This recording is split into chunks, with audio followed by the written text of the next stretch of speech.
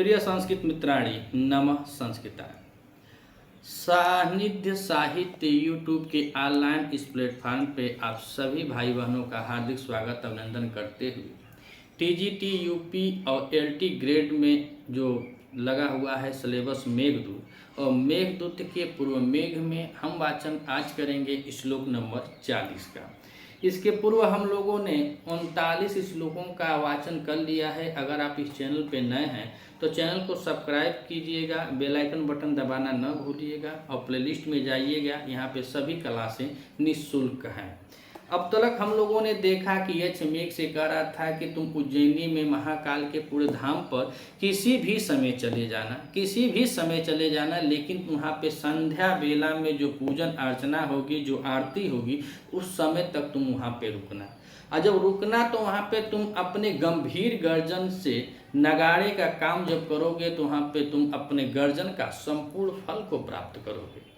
फिर पिछले श्लोक में हम लोगों ने देखा कि माता जो पार्वती भवन्या के बारे में बतलाया कि जिस नृत्य को देखकर वह भयभीत हो जाती थी, डर जाती थी, अर्थात हस्त चर्म वाला जो नृत्य था, जो गजासुर के चर्म को ओढ़कर भगवान शिव ने तांडव नृत्य किया था, उससे डरी हुई जो भवन्या है, उनके लिए जब तुम हस्त चर्म का काम करोगे तो जब हस्तचर्म का काम करोगे तो माता भवानी बड़े स्नेह के साथ देखेंगी, खून खराबा भी नहीं हो रहा है और हरि की इच्छा अर्थात भगवान शिव की इच्छा भी पूरी हो गई। जब तुम इतना करोगे तो संध्या बेला में पूजन अर्चना हो जाएगी। पूजन अर्चना के बाद फिर से वहाँ पे जो वेश्याएँ हैं उनके बारे में बतलाया कि उनको तृप्त करोगे। उनको तृप्त करने के बाद जब भगवान शिव का तांडव नाच होगा और तांडव नाच जब होगा तो धीरे धीरे गुरु अब रात हो जाएगी। और जब रात हो जाएगी तो 9-10 बज ही जाएगा और 9-10 बजे रात के बाद अब तुम्हारा काम क्या है, वही इस श्लोक में यश बता रहा है कि उस उज्जैनी नगरी में अपने विद्युत के प्रकाश से जो वहाँ की अभिसारिकाएँ हैं उनको मार्ग दिखाने के लिए इस श्लोक में बता रहा है कि रात हो जाएगी तो तुम जाना नहीं, तुम वहीं रुकना। लेकिन रात्रि में तुम्हारा काम क्या होगा तो कुछ घंटे के लिए बतलाया, यानी कि 10-12 बजे के बीच की रात में लगभग यह बता रहा है कि वहाँ पे तुम्हारा यही काम होगा कि जो अभिसारिकाएँ हैं, जो प्रेमी लोग हैं या प्रेमिकाएँ जो हैं, जो अपने प्रेमियों से मिलने जा रही हैं, उनको तुम मार्ग दिखलाना। और इसके बाद इस श्लोक में फिर बताएगा यश कि थोड़ा रात भर आराम भी कर लेना। तो आइए हम वाचन करते हैं मांदाक्रांता छंद में मेघदूत खंड काव्य के श्लोक नंबर 40 का। मेघदूत खंड काव्य महाकवि कालिदास द्वारा विरचित गीत काव्य भी है।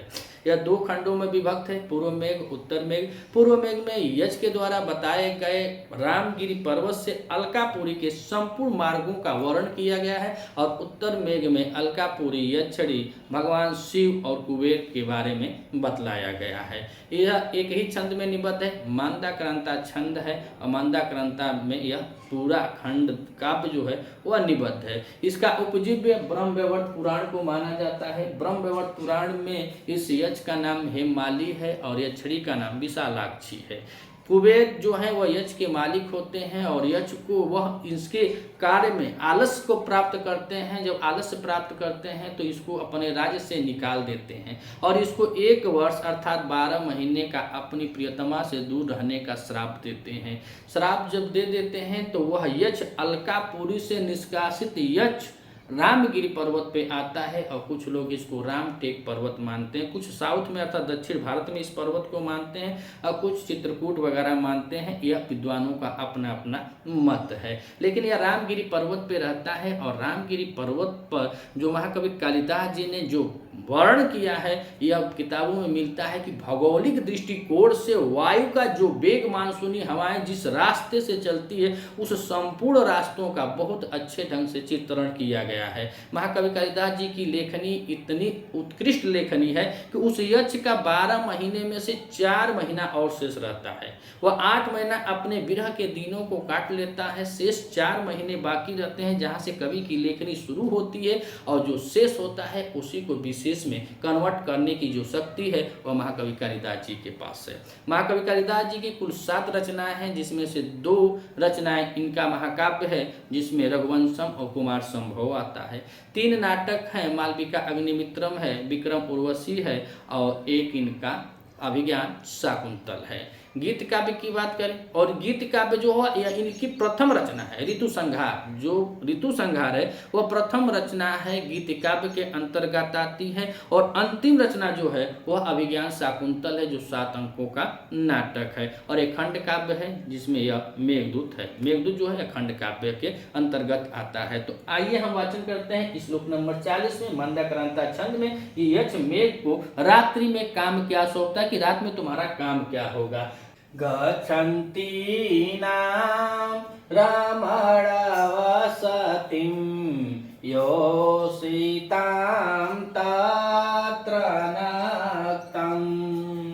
गच्छन्ति नाम रमण वसतिं तयोषितां तत्र नक्तं। रुद्रालोके नरपथि पथे, रुद्रालोके नरपति पथे शुचिभेदस्तमोभिः।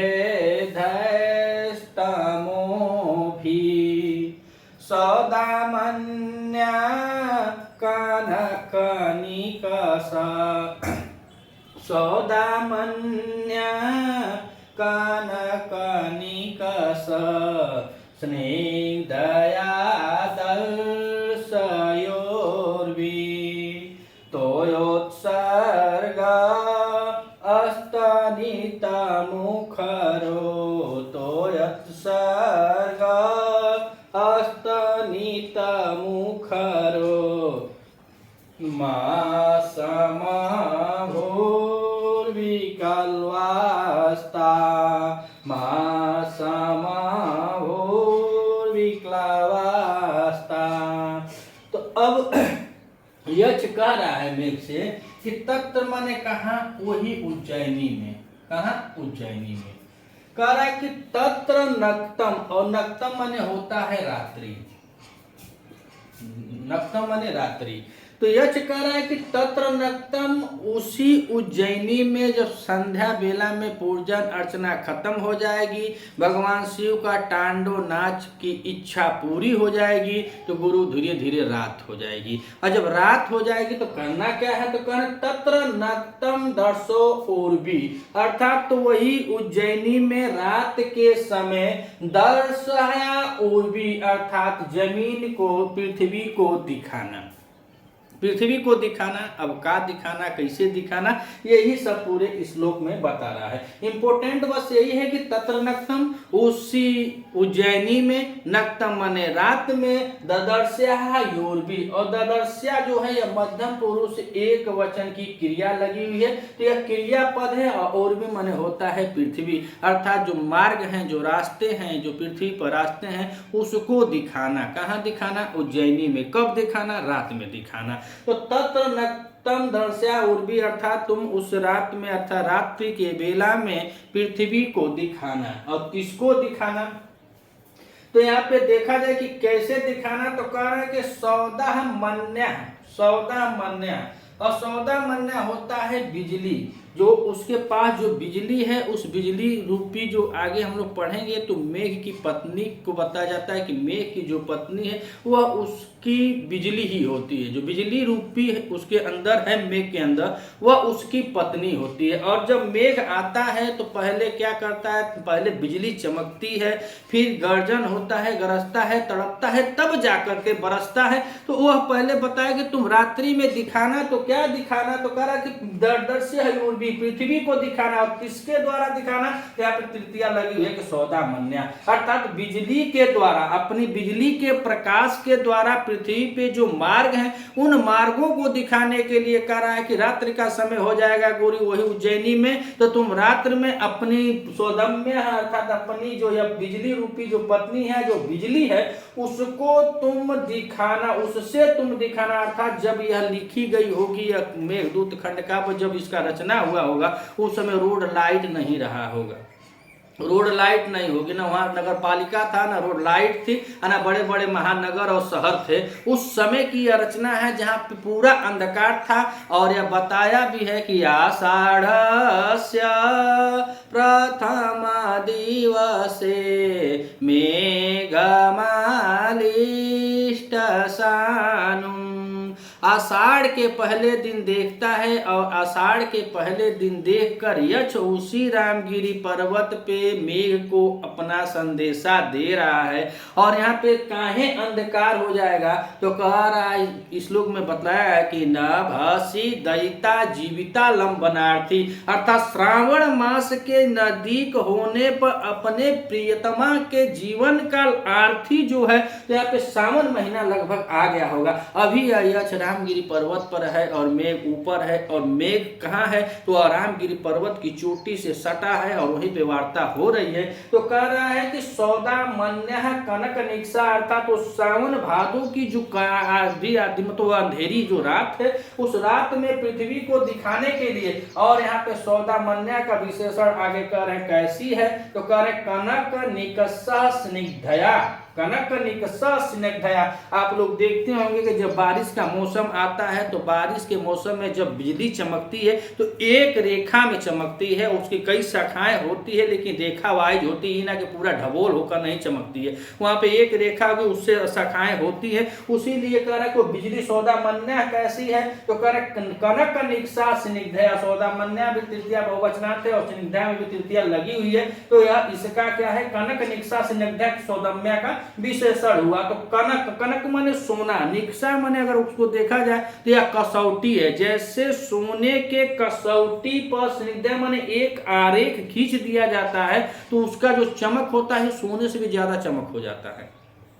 तो उस कनक यानी सोने के कसौटी पर खींची गई जो पंक्ति है, जो खींची गई लाइन है, उस लाइन के द्वारा, जो पंक्ति के द्वारा कसौटी पर खींची गई स्वर्ण रेखा के समान चमकती हुई सौदामन्या, चमकती हुई जो विद्युत है उसके द्वारा तुम किसको दिखाना, तो कर्ण ददर्श ऊर्मी, अर्थात पृथ्वी पर जो मार्ग है उसको, उस मार्ग को दिखाना।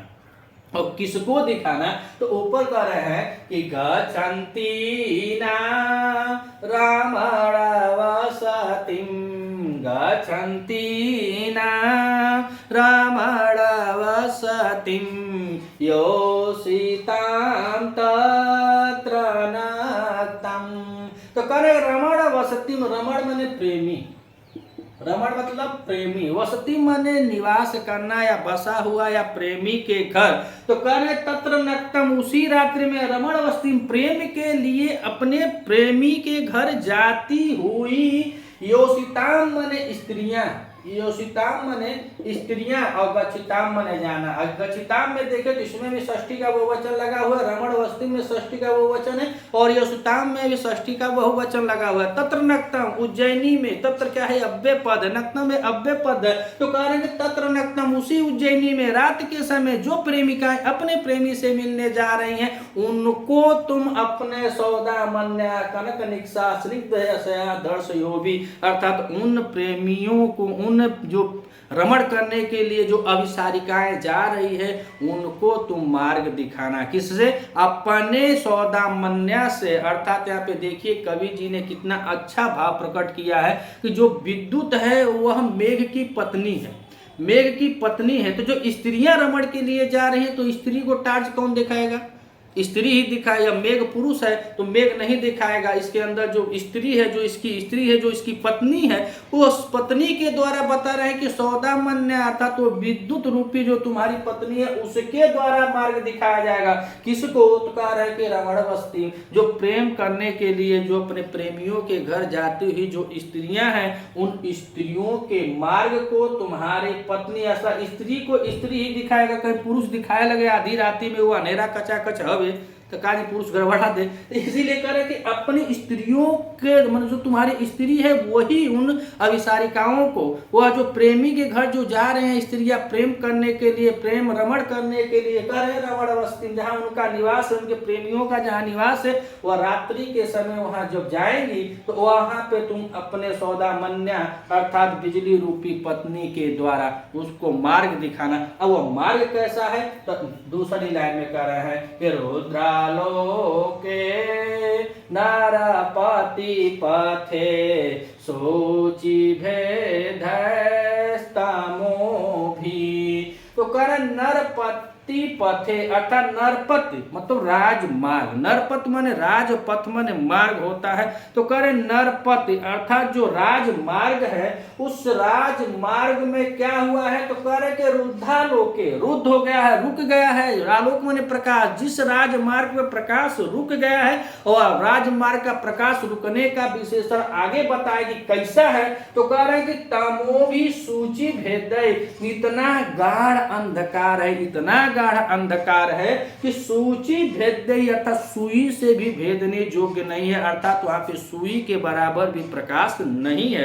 और सूची भेदय में अगर देखा जाए तो सूची भेदय में बता रहे हैं कि इतना प्रगाढ़ अंधकार है कि जहां सुई से भी छेदा न जा सके। जब धागे में गांठ पड़ जाती है तो उसे सुई के नोक से खोलते हैं, लेकिन यहाँ पे इस गांठ की सूक्ष्मता इतना घनिष्ठ हो चुकी है, इतना घनिष्ठ सूचित हो रही है कि कभी अंधकार की गहनता इस व्यक्ति इस सब से व्यक्त कर रहे हैं। तो वहां का अंधकार कैसे तो नरपथ, नरपथ मतलब राजमार्ग, राजमार्ग है।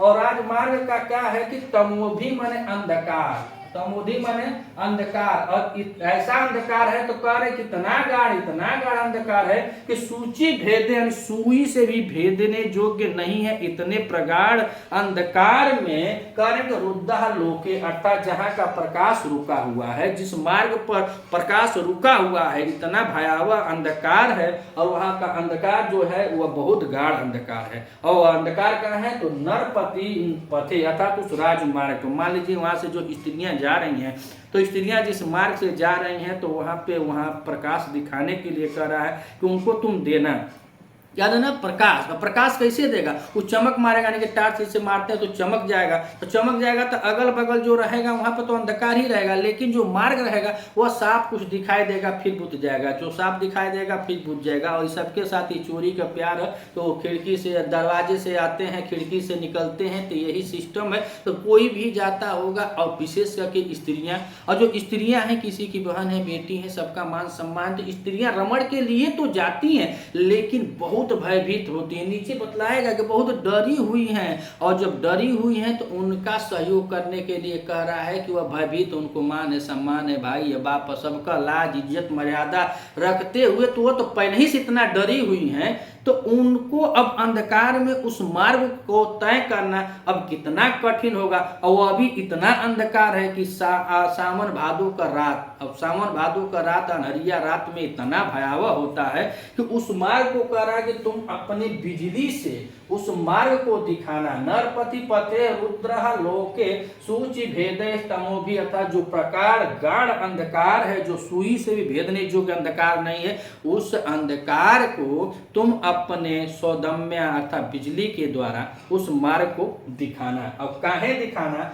तो वहां पे जो स्त्रियां हैं उनको बता रहा है, तो कह रहा है कहा विक्लवास्ताम, ताम माने क्या हो जाएगा वही योषिता माना स्त्रियां। वह स्त्रियां कैसी है तो कह रहे हैं ताम विक्लवा, ताम विक्लवा अर्थात तो वह स्त्रियां जो हैं वह डरपोक हैं।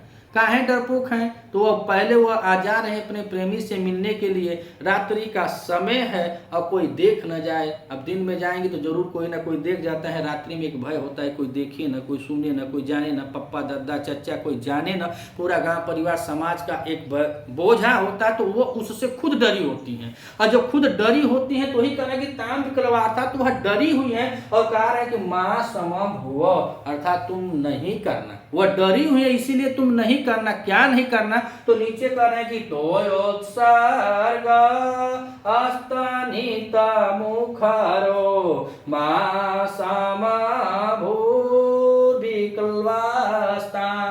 अर्थात जो स्त्रियां हैं वह बहुत डरपोक है, इसीलिए माँ समभू तुम यह मत करना, क्या नहीं करना, तोयो सर्ग मतलब कि तुम जल का बारिश मत करना, वहां पे तुम बारिश मत करना, और कह रहे अस्तनित मुखरो, और तुम अपने गर्जन से मुख मोड़ना ना, गर्जन भी नहीं करना। काहे कि अगर रात्रि में मिलन करके 10-11 बजे जा रहे हैं तो 12-1 बजे निश्चित रूप से वापस आएंगी, और जब वापस आएंगे रास्ते में भीग जाएंगे, जब भीग जाएंगे तो घर माई पूछी कहा बेटी कहाँ गली, कहाँ से भीग गई, तो ये पहले से ही डरी हुई है, और तुम वर्षा कर दोगे तो भीग जाएंगी, और ये अंदर से मार लोक लाज समाज से इतना डरी और भयभीत है, अगर तुम गुरु उस रात्रि में गर्जन कर दोगे तो और भयभीत हो जाएंगे और डर जाएंगे, एकाएक जब गर्जन करोगे हरा के तो वह डर जाएंगी, तो ऐसा तुम मत करना, माँ समभुव, ऐसा तुम मत करना। कहा कि जो योषिताम है, जो स्त्रियां हैं, जो भ्रमण के लिए अपने प्रेमियों के पास जा रही हैं, वह पहले से ही बहुत डरी हुई है, और तुम उसको न डराना, तो मात्र करना क्या है, तो कह रहे कि चुपचाप बस टार्च बांट दिया, चुपचाप बस टार्च उनके मार्ग पे अपनी बिजली रूपी पत्नी के द्वारा बस टार्च दिखाना, तुम मत दिखाना। तुम्हारा जो काम है तो जो स्वर्ग अस्तनित मुखरा, ये तुम्हारा काम है, तुम पुरुष हो तो तुम वहां जाना मत, तुम अपनी जुबान को बंद करना, इतना गर्जना भी नहीं है और बारिश भी नहीं करना है, बस स्त्रियों का सहयोग करने के लिए अपनी स्त्री को लगा देना कि बस वह प्रकाश दिखाए, अन्यथा वो बेचारी पहले से खुद डरी हुई है, और डरवाने का काम मत करना। एक बार और देखते हैं इसके जो शब्दार्थ हैं और कुछ महत्वपूर्ण व्याकरण टिप्पणियां हैं, उस पर भी हम लोग चर्चा करते हैं, और देखते हैं फिर यह क्या मेघ से कह रहा है कि गच्छन्ति नाम रामणवसतिं सोयोषितां तत्र नक्तं रुद्रालोके नरपतिपथे, रुद्रालोके नरपतिपथे शोचिभेदस्तमोभि। तो कहने तत्र मने उसी उज्जैनी में, नक्तम मने रात में, रमण वसतिम अर्थात प्रेम के लिए जाती हुई अपने प्रेमियों के घर, योषिताम माने स्त्रियों को, जो स्त्रियां हैं, योषिताम माने स्त्रियां जो हैं, गच्छिताम रमण के लिए यानी प्रेम के लिए अपने प्रेमी के पास जाती हुई स्त्रियां। और यहाँ पे देखा जाए तो गच्छताम और गच्छताम में तो यहाँ पे गम धातु है, कौन सी धातु है, गम धातु है, और गम धातु के साथ सत्र प्रत्यय किया गया है, और उसके बाद दिस प्रत्यय किया गया है, और इसमें षष्ठी बहुवचन की क्रिया लगी हुई है, षष्ठी बहुवचन का यह लगा हुआ है गच्छिताम, तो षष्ठी बहुवचन गच्छिताम भी है, रमणवस्तिम भी षष्ठी में है, और योषिताम भी जो है वह षष्ठी में बहुवचन है। और रमण में देखें तो यहाँ पे रम धातु है, कौन सी धातु है, रम धातु है, और रम धातु के साथ इसमें ऋच और ल्युट प्रत्यय है, कौन सा प्रत्यय, ऋच और ल्युट प्रत्यय इसमें लगा हुआ है, और यह भी षष्ठी का बहुवचन है। तो कहने के तत्र माने अव्यय पद है, नक्तम भी, तो कहने के तत्र उसी उज्जैनी नगरी में रात्रि के समय जो स्त्रियां हैं, और स्त्रियां जो हैं वो प्रेम करने के लिए अपने प्रेमी के घर जाती हुई स्त्रियों को कह रहे का कि रुद्रालोके नरपतिपथे शोचिभेदस्तमोभि, अर्थात वहां पे कह रहे हैं कि जो स्त्रियां रात्रि के समय जा रही हैं तो कह रहे हैं कि तमोभि, यहाँ पे कह रहे तमोभि, तमोभि मतलब होता है बहुत गाढ़, अरे बहुत गाढ़ अर्थात दिखाई न देने वाला, तो कह रहे हैं कि गाढ़ अंधकार के द्वारा, तृतीयांत पद है, तो गाढ़ अंधकार के द्वारा रुद्रः लोके नरपति पथे, इसमें सप्तमी लगी हुई है, रुद्रा लोके में भी सप्तमी लगी हुई है, और यहाँ पे तृतीया लगी हुई है, तो कहते तमोभि अर्थात गाढ़ अंधकार के द्वारा नरपति रुद्रः लोके मन अवरोध कर दिया गया हो, कौन सा, आलोक अथवा प्रकाश, जिसका प्रकाश क्या कर दिया गया है, आलोक, आलोक मतलब प्रकाश, और रुद्र माने रोक देना, जिसका प्रकाश रोक दिया गया हो, ऐसे नरपति पथे, ऐसे राजमार्ग पर सूचि भेदय, अर्थात वह तमोभी का विशेषण है सूचि भेदय, अर्थात जो सुई से भी भेदा ना जा सके ऐसे गाढ़ अंधकार के द्वारा रुद्रः लोके रोक दिया। रुद्रा में देखें तो यहाँ पे रुद्र धातु है और रुद्र धातु के साथ यहाँ पे कत प्रत्यय किया गया है तो शब्द बना है रुद्रा। और आलोके में देखें तो यहाँ पे आ उपसर्ग है और आ उपसर्ग के साथ इसमें लोक धातु है और लोक धातु के साथ इसमें घय प्रत्यय लगा हुआ है। तो कह रहे हैं कि तमोभी अर्थात बहुत ही गाढ़ अंधकार के द्वारा रुद्र लोके जिस अवरोध प्रकाश को रोक दिया गया है, कहा नरपति पथे, अर्थात नरपति मत तो राज और पथे माने मार्ग, जिस राजमार्ग पर उस राजमार्ग पर कह रहे हैं कि सौदा मन्या उससे राजमार्ग पर, जिसका राजमार्ग कैसा है तो सूची भेद यानी सुई से भी भेदने पर वहां प्रकाश नहीं दिखाई दे रहा है, ऐसे अंधकारमय राजपथ पर प्रेम के लिए जाती हुई स्त्रियों को सौदामान्या कानकनिकसा स्निग्धया दर्शयोर्भी। तो कहेंगे दर्शयोर्भी अर्थात और भी माने पृथ्वी और दर्शया माने दिखाने के लिए कर रहे हैं। और दर्शया में देखें तो इसमें दृश्य धातु है। कौन सी धातु है? दृश्य धातु है। और दृश्य धातु के साथ यहाँ पे लोट लकार में दृश्य धातु के साथ यहाँ पे ऋच प्रत्यय है। उसके बाद यह लोट लकार में मध्यम पुरुष एक वचन की क्रिया लगी हुई है तो शब्द बना क्या? ददर्श्या। तो करें ददर्श्या उर्वी, उस पृथ्वी को दिखाना जो राजमार्ग है, उस राजमार्ग वाली पृथ्वी को दिखाना। और किससे दिखाना? तो कह रहे सौदामन्या। और सौदामन्या में तृतीया विभक्ति लगी हुई है। और इसमें देखा जाए सौदामन्या में तो और सुदामन के साथ यहाँ पे और प्रत्यय के साथ यहाँ पे दीप प्रत्यय लगा हुआ है तो शब्द बना है सौदामन्या। तो कह रहे हैं कि सौदामन्या अर्थात अपनी बिजली के द्वारा कनक निकषा स्निग्धया, और यह जो स्निग्धया इसमें भी तृतीयांत है और कनक निकषा इसका विशेषण है। तो कनक मतलब होता है स्वर्ण और निकषा माने कसौटी, यानी कि सोने की कसौटी पर खींची गई। स्निग्धा माने चमकती हुई, सौदामन्या यानी स्निग्धा माने समान हो जाए। कनक निकषा अर्थात सोने के कसौटी पर खींची गई चमक के समान बिजली से दर्शयोभी अर्थात उस पृथ्वी को दिखाना, उस राजमार्ग को दिखाना। तो यहाँ पे दर्शा में देखें तो दृश्य धातु है, ऋच प्रत्यय है, लोटला का मध्यम पुरुष एक वचन की क्रिया लगी है। और सौदामन्या का विशेषण है कनक निकषा स्निग्धया अर्थात उस चमकती हुई सोने की जो कसौटी है, उस सोने की कसौटी पर खींची गई चमक के समान बिजली के द्वारा उस पृथ्वी रूपी राजमार्ग, जो पृथ्वी पर राजमार्ग है, उस मार्ग को दिखाना। और यहाँ पे दिखाने का निकषा में हम देखें यहाँ पे निस है, यहाँ पे निस है और निस के साथ यहाँ पे कस धातु है और कस धातु के साथ यहाँ पे अच प्रत्यय लगा हुआ है तो बना है निकषा। और उसके बाद बता रहे हैं यहाँ पे देखा जाए तो नीचे की लाइन में कह रहे हैं कि तोयोत्सर्ग अस्तनिता मुखरो मा समभूविकल्वास्ता।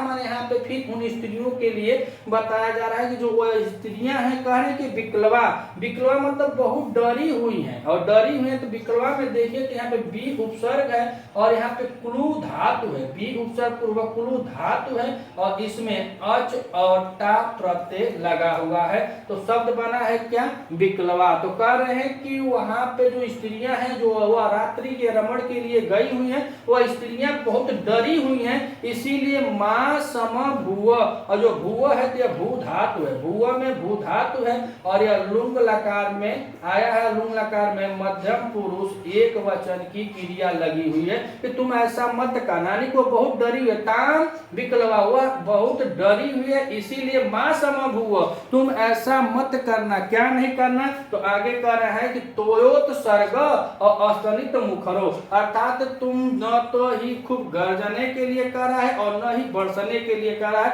कि तुम बारिश भी मत करना और तुम अपना गर्जन भी मत करना, मां समभुव, ऐसा तुम मत करना, गर्जन और बारिश मत करना। काहे कि पहले से ही वह स्त्रियां बहुत डरी हुई हैं और उनका राजमार्ग जो है वह अंधकारमय है। उस राजमार्ग पर अपनी पत्नी के द्वारा जितना हो सके उतना चुपचाप उनको प्रकाश दिखाने का काम करना। अगर आप इस चैनल पर नए हैं तो चैनल को सब्सक्राइब कीजिएगा, वीडियो अच्छी लगे तो अपने मित्रों तक शेयर कीजिएगा। मिलते हैं अगले वीडियो में, तब तक के लिए नमः संस्कृताय।